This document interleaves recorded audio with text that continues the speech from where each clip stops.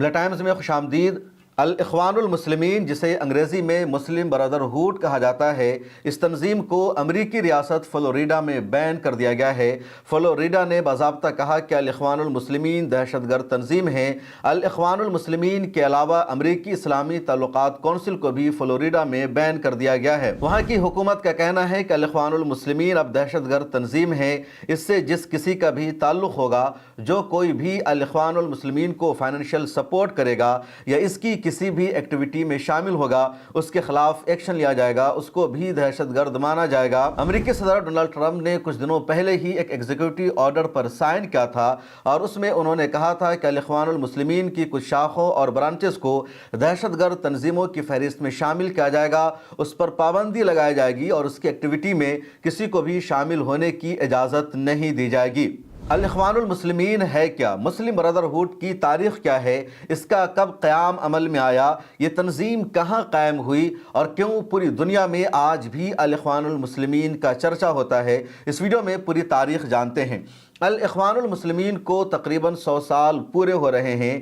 آج سے 100 سال پہلے 1928 میں مصر کے اسماعیلیہ شہر میں حسن البنا شہید رحمۃ اللہ علیہ نے الاخوان المسلمین کی بنیاد رکھی تھی۔ جس وقت انہوں نے اس تنظیم کی بنیاد رکھی تھی، اس وقت پوری مسلم دنیا افراتفری کا شکار تھی۔ خلافت عثمانیہ کا خاتمہ ہو چکا تھا۔ مسلم ممالک برٹش امپائر کی غلامی میں زندگی گزار رہے تھے۔ مسلمانوں کی آزادی ختم ہو چکی تھی۔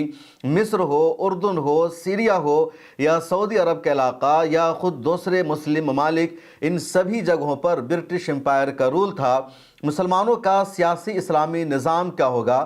مسلمانوں کا فیوچر کیا ہوگا؟ مسلمانوں کا مستقبل کیا ہوگا؟ مسلمانوں کے سامنے کوئی روڈ میپ نہیں تھا، کوئی خاکہ نہیں تھا، کوئی تصور نہیں تھا۔ اس مشکل گھڑی میں شہید حسن البنا رحمۃ اللہ علیہ نے الاخوان المسلمین کی بنیاد رکھی، اور انہوں نے نوجوانوں کو جوڑنا شروع کیا، عوام کو جوڑنا شروع کیا، پڑھے لکھے لوگوں کو جوڑنا شروع کیا، اور اس تحریک کا اثر صرف مصر میں نہیں ہوا بلکہ ایجپٹ سے باہر پورے عالم عرب میں یہ تحریک مضبوطی کے ساتھ قائم ہونے لگی۔ پورے عالم عرب کے جتنے یوتھ اور نوجوان تھے وہ الاخوان المسلمین سے جڑنے لگے۔ مصر کے علاوہ سعودی عرب میں یا UAE میں، قطر میں، اس کے علاوہ اردن میں، سیریا میں، لبنان میں، عراق میں، تمام عالم عرب میں مسلم نوجوان اس تحریک کا حصہ بنتے گئے، اس سے جڑنے لگے۔ اور حسن البنا شہید رحمۃ اللہ علیہ نے باضابطہ ایک آئیڈیا دیا۔ انہوں نے کہا کہ اسلام صرف ایک ریلیجن نہیں ہے، اسلام صرف عبادت کا نام نہیں ہے، بلکہ اسلام ایک مکمل ضابطۂ حیات ہے۔ یعنی اسلام الدین و دنیا السیاسہ والاقتصاد العبادہ والمعاملات، کہ اسلام دین کیا ہے وہ سکھاتا ہے، اسلام یہ بھی بتاتا ہے کہ دنیا کیا ہے، اسلام یہ بھی بتاتا ہے کہ سیاست کیا ہے، اسلام یہ بھی بتاتا ہے کہ آپ کو کیسے بزنس کرنا ہے، آپ کی فائنینشیل حیثیت کیا ہونی چاہیے۔ اس کے علاوہ اسلام عبادت کرنا بھی بتاتا ہے، اسلام معاملات کی بھی تعلیم دیتا ہے۔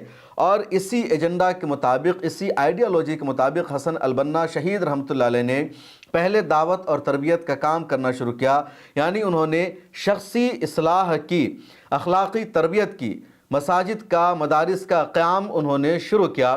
اس کے بعد انہوں نے سماجی خدمت پر فوکس کیا، یعنی ہسپتال قائم کیے گئے، رفاہی ادارے انہوں نے قائم کی، یتیم خانے بنائے، جو تعلیمی انسٹیٹیوشن ہے اس کی بنیاد رکھی گئی، اسکول بنائے گئے، مدرسے بنائے گئے، کالجز بنائے گئے، یونیورسٹی کی بنیاد رکھی گئی۔ اس کے بعد انہوں نے سیاسی جد و جہد کی بھی تلقین کی اور کہا آئینی اور جمہوری طریقوں سے اسلامی سیاسی جد و جہد کے لیے ہمیں کوششیں کرنی ہیں، جمہوریت کو سدھارنا ہے اور اسلام کے سیاسی نظام کو نافذ کرنا ہے۔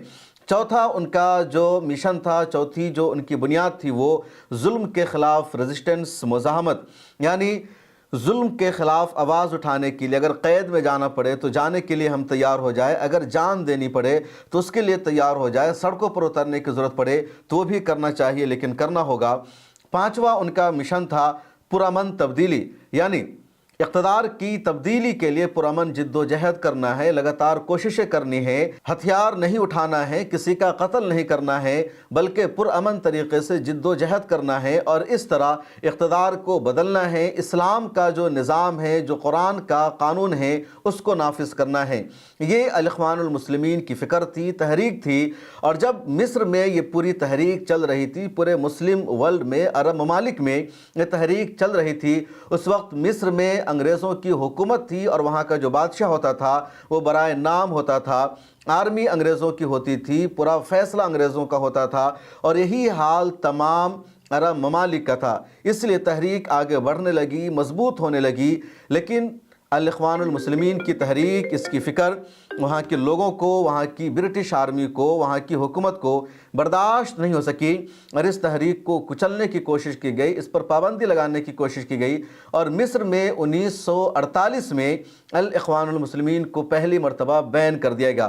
اس کے بعد اگلے سال فروری 1949 میں حسن البنا رحمۃ اللہ علیہ کو 1949 میں شہید کر دیا گیا، لیکن ان کی فکر مضبوط ہو چکی تھی، لاکھوں افراد اس مشن سے، اس تحریک سے جڑ چکے تھے، اس لیے تحریک آگے بڑھتی رہی، کام کرتی رہی، اور پھر سید قطب شہید اس تحریک کا حصہ بنے۔ سید قطب شہید بھی مصر کے رہنے والے تھے، لیکن امریکہ میں وہ رہ رہے تھے، لمبا وقت انہوں نے امریکہ میں گزارا تھا، امریکی کلچر کو دیکھا، امریکہ میں انہوں نے بے حیائی کو دیکھا، امریکی اقدار کو انہوں نے دیکھا، اور اس کے خلاف انہوں نے لکھنا شروع کیا، امت مسلمہ کو جگانا شروع کیا، بیدار کرنا شروع کیا۔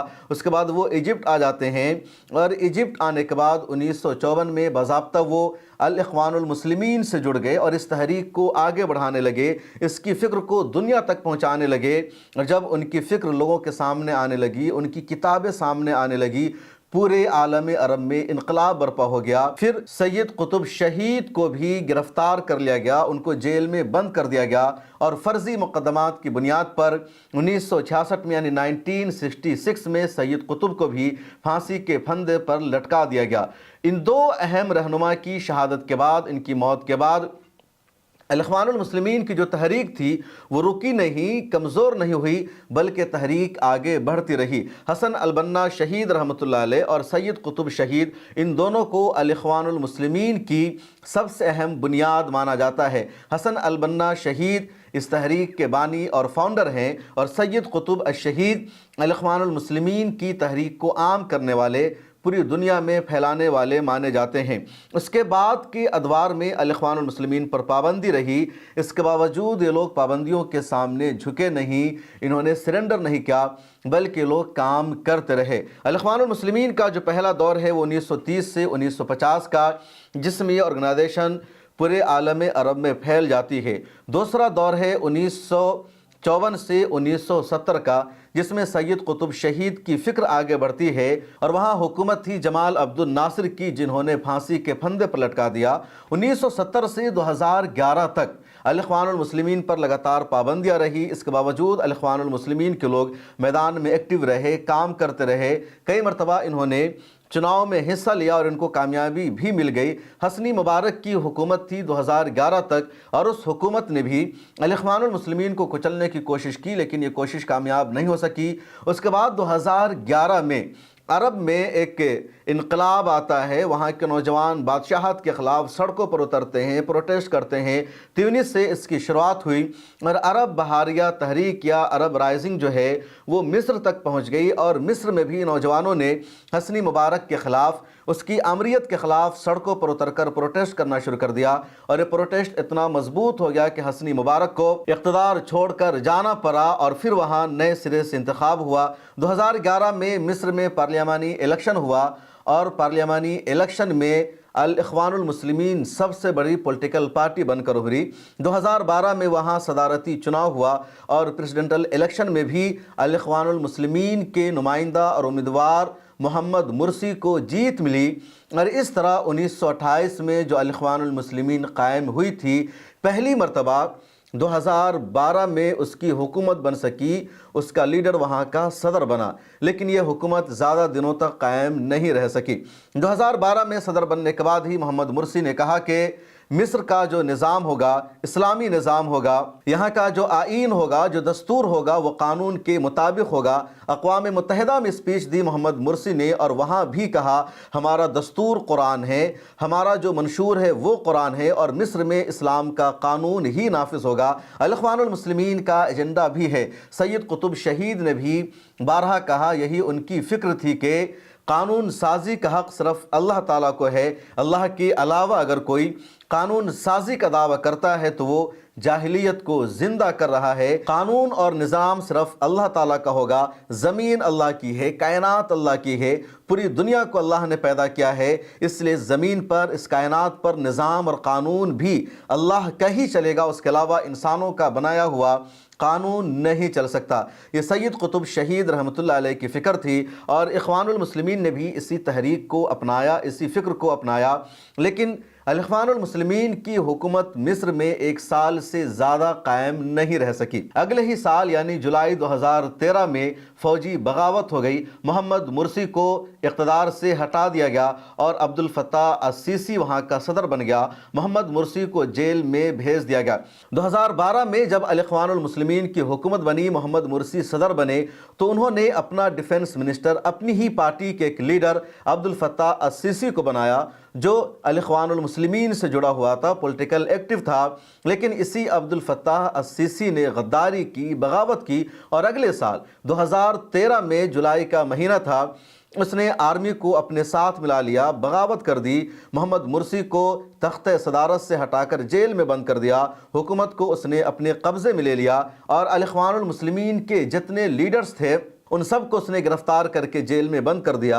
الاخوان المسلمین پر اس نے پابندی لگا دی، اس کو دہشت گرد تنظیم کی فہرست میں شامل کر دیا، اور پھر السیسی وہاں حکومت کرتا رہا۔ السیسی نے دوسری تمام پولیٹیکل پارٹیوں پر بھی پابندی لگا دی، دوسری پارٹیوں کو اس نے چناؤ میں حصہ لینے سے بھی روک دیا، اور اب جولائی 2013 سے ابھی تک یعنی دسمبر 2025 تک عبد الفتاح السیسی ہی مصر کا حکمراں بنا ہوا ہے، صدر بنا ہوا ہے، اور اگلے چند دنوں میں یا اگلے چند سالوں میں کوئی اور وہاں کا صدر بن پائے گا یہ بھی کہنا مشکل ہے۔ مصر کی تاریخ رہی ہے کہ جو بھی وہاں کا صدر بنا وہ آمر بن گیا، اس نے وقت پر چناؤ نہیں کروایا، اس نے جمہوریت کی دھجہ اڑائی۔ الاخوان المسلمین کی پالیسی یہ تھی کہ جمہوری طریقے سے اقتدار کو بدلنا ہے۔